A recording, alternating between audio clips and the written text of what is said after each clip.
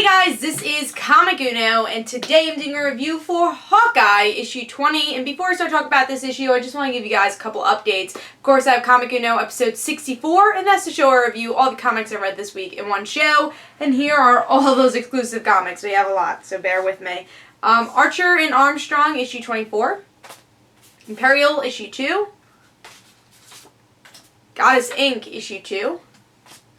Grim Fairy Tales, issue 102. Smallville Chaos, issue 2. Justice League United, issue 1. Avengers Undercover, issue 10. Captain Marvel, issue 7.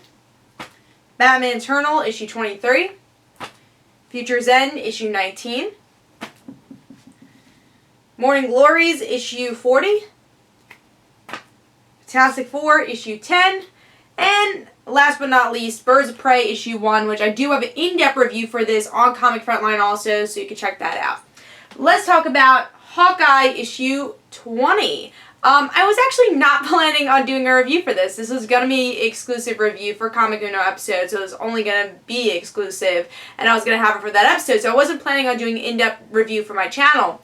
But then I read the issue, and I'm like, I actually have a lot to say about this, especially being a really big Kate Bishop fan. I want to express my opinions on this, so that's why I did do a review for it, and I have 9 reviews instead of 8. Usually I try to stick to 8, sometimes it ends up being 9. It was like a big week, so I wanted to just do 8, but it ended up being 9. But let's talk about Hawkeye, issue 20. Love, love, love this cover. I've been waiting for a Hawkeye issue, period, just to come out, and also a Kate Bishop issue, just to see how her story ends, especially since we're getting to the end of Hawkeye very, very soon, which is very disappointing, since I do like the Hawkeye series. I know it definitely has its ups and downs and all these delays, and also the price going up, so there's definitely some negatives about the series, but I love the tone and I love these characters, so it's sad to see that the series will be going, but love the cover, and I'm excited to see what happens to Kate, so let's talk about it. So with this issue, it's very out of order of the story. We get to see that Kate goes to jail a couple of times. She goes to jail because she's trying to regain the soul of her friend, her cat friend, the one who's always at the market, and she gets the help of the people she made friends with in LA, like the police officer, her 2 neighbors, and she finds out some information about her father, that he's not the best person and was working with Madame Mask. At least that's what I got from this issue. And she's gonna get out of LA. She says, you know what, I'm not a hero. I didn't even save the day. She escaped. She never actually defeated Madame Mask in the end of this issue. But she says, hey, I need to help my friend Clint. And that's what she does. She leaves and she calls her father and says, I'll deal with you later. I'm gonna deal with you, but I'm gonna end up dealing with you later. So hopefully we get an ending with that, with the next couple issues before the series actually ends, because it definitely leaves us on a cliffhanger, but ends the LA story. So what do I think about this issue? I am so torn on this issue, because there's so many little things that I liked about it. A lot of story stuff I liked, like finally using Kate's father. I feel like that's been something that I've always wanted since that first issue of Young Avengers, finding out that Kate's rich. Like, why haven't they ever done a story with that? Who is her family? The first time we ever saw Kate was at her sister's wedding. So obviously this family is important to Kate's life, and like, do they know she's Hawkeye? Like, do they care what she's doing, and that she's kind of like this black sheep of the family? They never really dig into that. So I always thought that was such an interesting story, and you'll even see past videos I've said, why don't they talk about the father more? And with this series, finally we get to see the father's story, and he's not the nicest guy.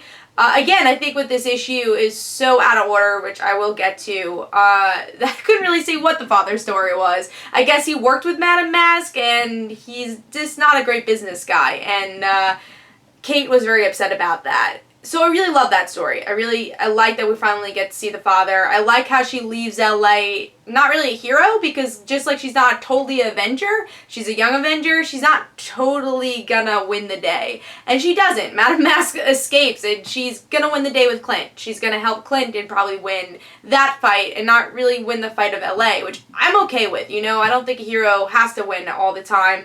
And maybe by the end of this series, she'll win overall, which I hope we do get to see.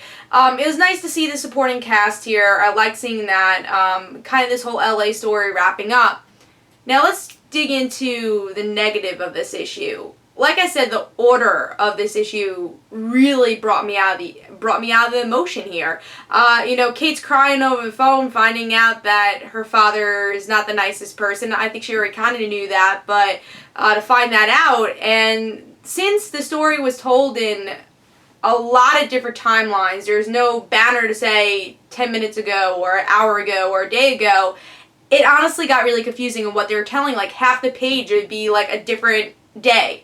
And I thought that was the weakest part of this issue, and why this could have been a 5-star issue. It could have been. There's a lot of great story here, and I think what they're trying to bring through was really good, but the organization of this issue brought me out so much.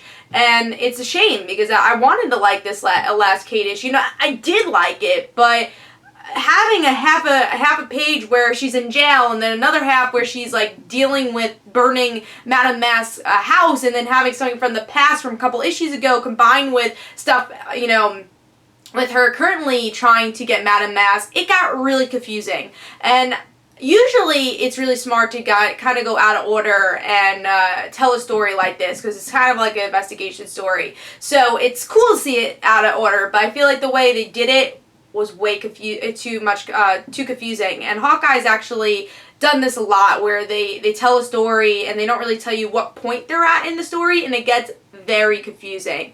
So for me, I really like the story, so I'm going to give this 4 stars for the story alone. But this could have been a 5-star book, but it really ruined the organization of this issue, really.